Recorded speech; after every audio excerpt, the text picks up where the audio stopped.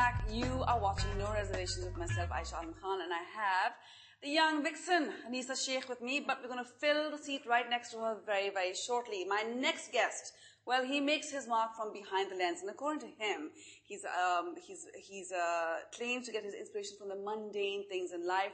He's a talented storyteller, and yes, when they say a picture is worth 1,000 words, his pictures certainly are. I'd like you to please welcome with me Mr. Amean J. Good evening, Amean. Yeah, sure.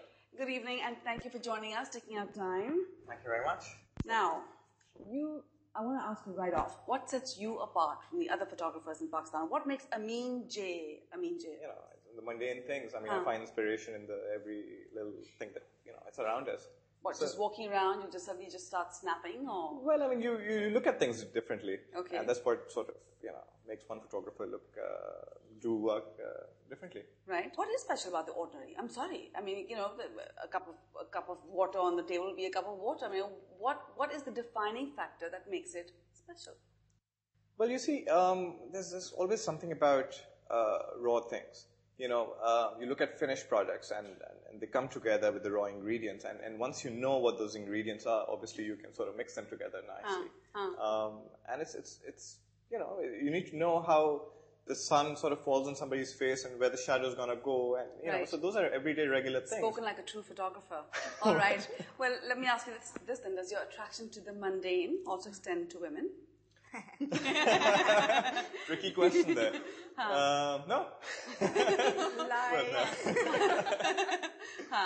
I don't know. No, not well. No, I don't think so. Why mundane? Okay. Yeah. All right. Having said that, my dirt machine pulled out some stuff. Now, you are known to be quite this outgoing bachelor. And in fact, every time one sees you, you're out with another beautiful, gorgeous woman. A different one, each time. I love it. Each time. Why were you talking in the past tense? I don't get it. Oh, it's still happening. Fine, fair enough. Sitting next to two beautiful women right now. Well, there you go. Point in case. No, but no comments on that? What's wrong with that? Nothing wrong with it. Yeah. Absolutely nothing wrong with it. And I'm glad that you claim it. So you're claiming it. Well, I guess, yeah. I guess. Little disclaimer over there. All right. Okay. The trend of photography in Pakistan. There isn't much trend, to be very honest, because the industry is very small. We need to have more different things coming in, and eventually it will happen. I mean, we did have an explosion in the media industry in the last few years, and a lot of new magazines came in. A lot of people were doing lots of things, and I think it was more quantity rather than quality. So now I think what's going to happen now with situations happening now, random magazines will shut down. Right. So that will push photographers to do more. Right. When you say random magazines, be specific.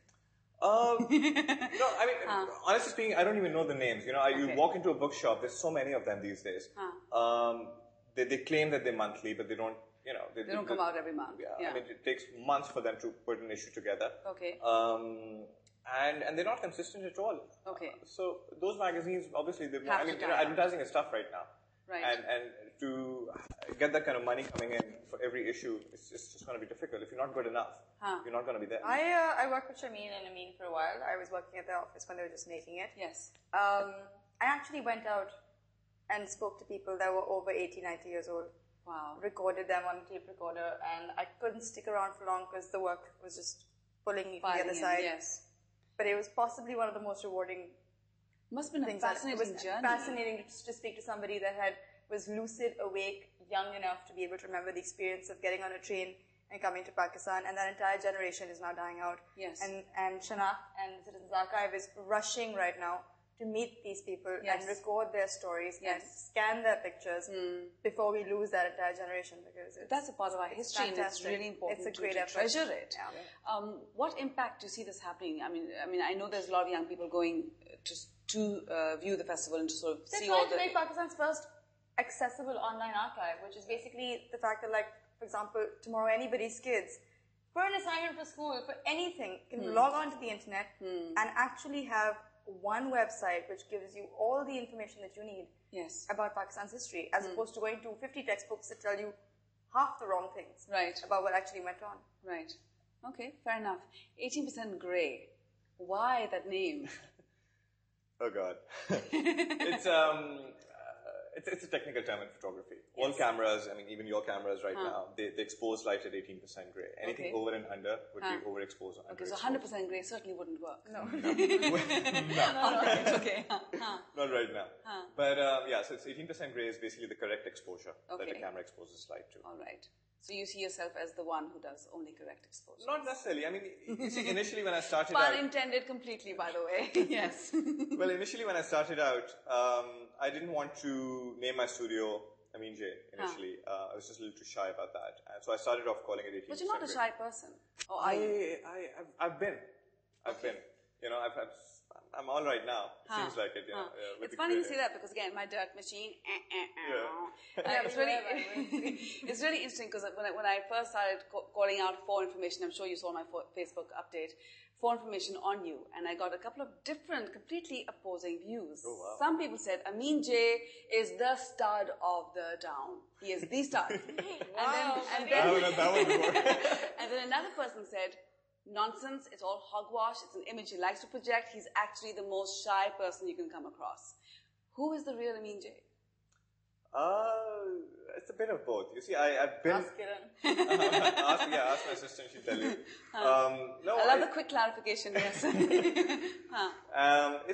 I've been super shy all my life. Okay. When I wanted to start out as a photographer, I just told myself, if I want to go out and do some work, I'll need to let certain things behind and be a little more confident about who I am and what I want to do. And I did.